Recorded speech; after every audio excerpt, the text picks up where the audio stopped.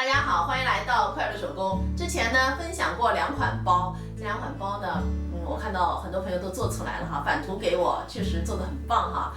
这款系列哈，它有3款包。那今天呢，我把最后一款呢也给做出来了，它是一款双肩背，更加实用。这个呢是咱们口袋的主体材料，这块材料的长度啊是113厘米，宽度呢是50厘米。咱们这块材料的这条线哈是中心线，咱们以中心线为轴，每次折叠的宽度呢是7厘米，我们把它都折叠起来，然后用熨斗呢熨烫一下哈。然后呢，我们在每个折叠线上面都车一个1毫米的窄边，那咱们外边、里边这个折叠线都车上窄边。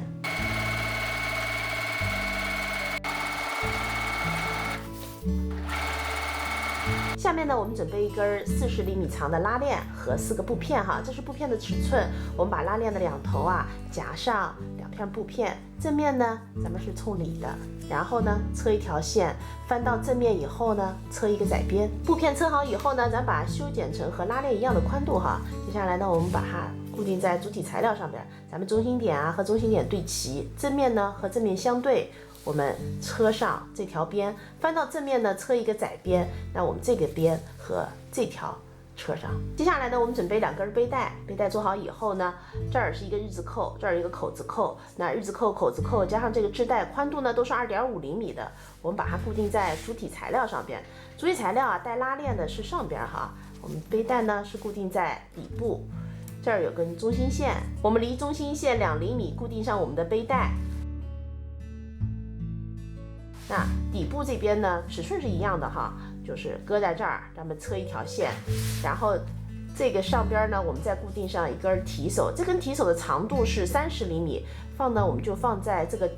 织带中心的位置，就是搁在这儿。那我们车的时候只车住这下边的一层哈，这儿都不能车上的。我们呢再剪一根织带，这根织带的长度是13厘米，我们把它搁在这儿哈，离这个毛边啊3厘米的位置，我们车几个线段，2头呢各车2条线，中间呢也是车2条线。那车的时候也是同样的哈，我们只车在底部的这一层上边。和大家说一下哈，咱们车这个织带的时候，这个提手和包带它是不能车上的哈，这是活动的哈。接下来呢，我们把材料整个的翻到反面。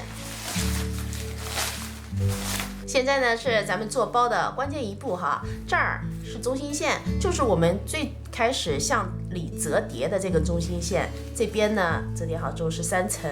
这边也是3层，我们把这2边的3层对准中心线折叠，